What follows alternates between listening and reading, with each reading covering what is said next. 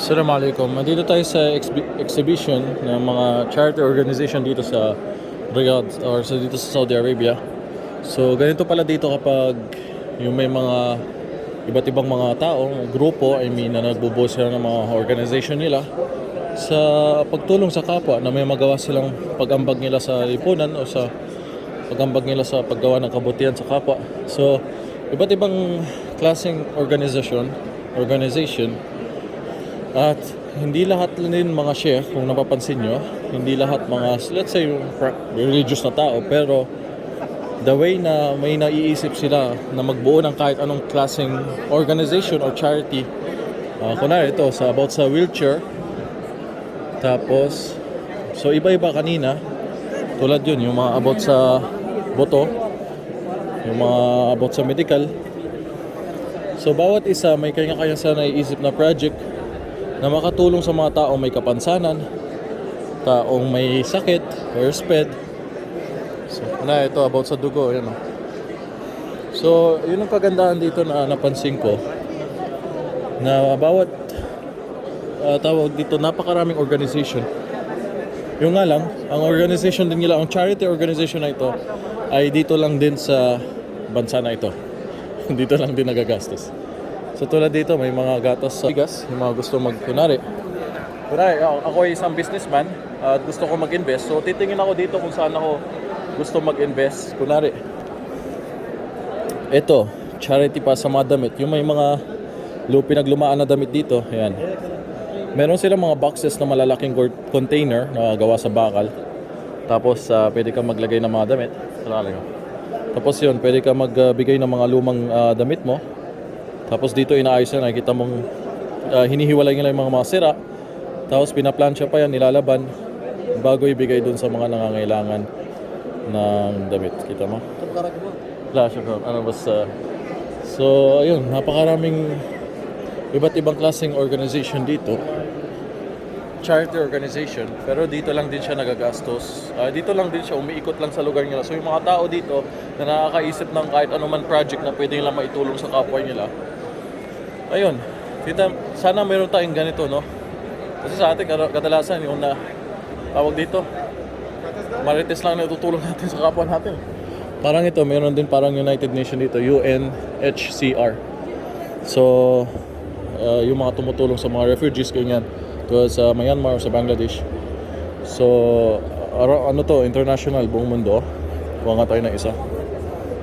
So, kinuha ko na din yung code nila para titignan ko kung meron din silang kung tumutulong din sa Palestine, sabi din yan. So, baka pagkakataon ko na din para sa pamilya ko. Baka makatulong din sila sa family ko sa Gaza. At yung mga iba pa dun. So yan, marami dito.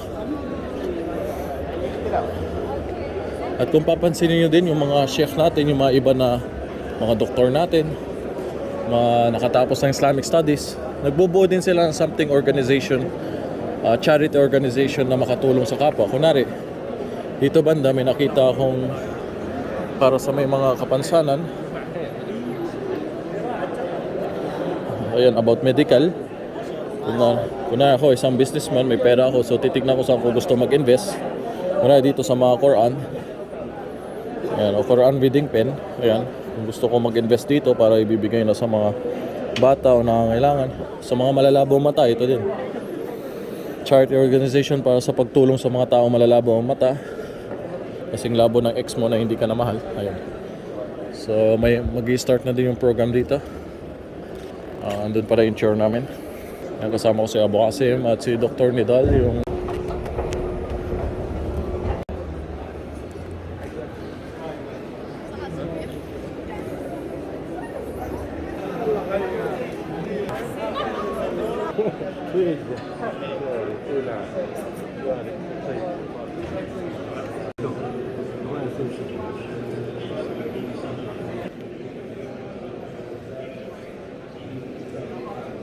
أو أكثر. شكرا. نعم. شو صحتكم؟ شكرا. الله يبارك فيك. أنتم أي جهة الآن يصير؟ لما يخرج غير اسمها أول مركز دولة السعودية صح؟ نعم.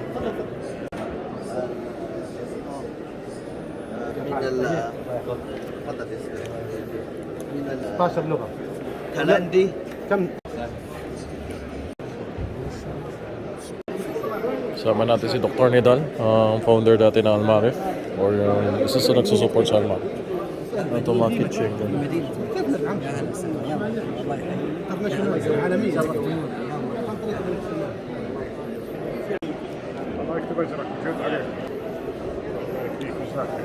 Buy this one.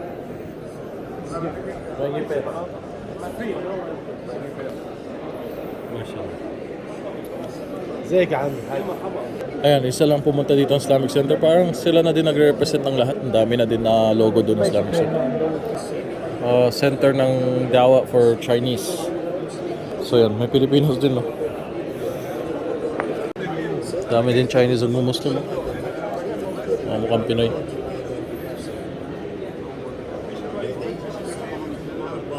Yan, may mga programs na for Chinese.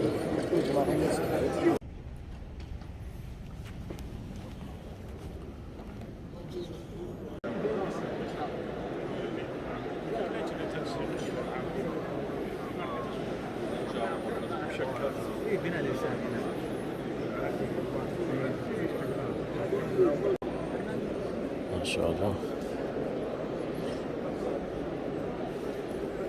Nice sweets. Pizza. Daming coffee.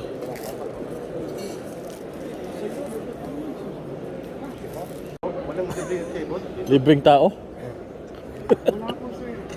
Ayan, taga-subaybay natin dito sa Hilton. Inshallah, social.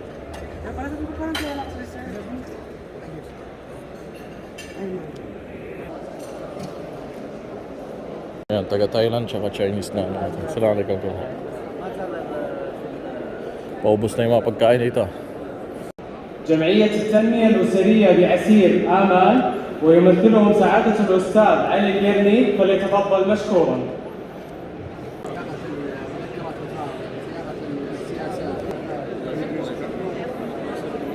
So, may dumating na mataas na tao. Medyo hindi ko lang nakalimutan ko kung ano yung sinabi kanina, position niya. Kung kamag-anak ba ng parents or isang mataas na businessman. So, iniisa-isa at ini-explain sa kanya yung bawat mga organization dito, charity. So, ilalapit tayo yung Dr. Nidal para ipakilala. هذا الأحفاد الآخرين ما شاء الله.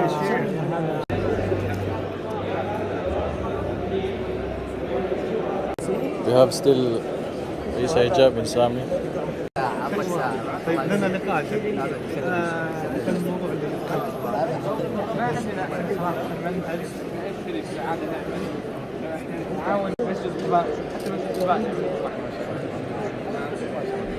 Right now, we're planning on a flotilla of boats from Istanbul to Gaza. But I don't know if they're going to permit us to enter Gaza.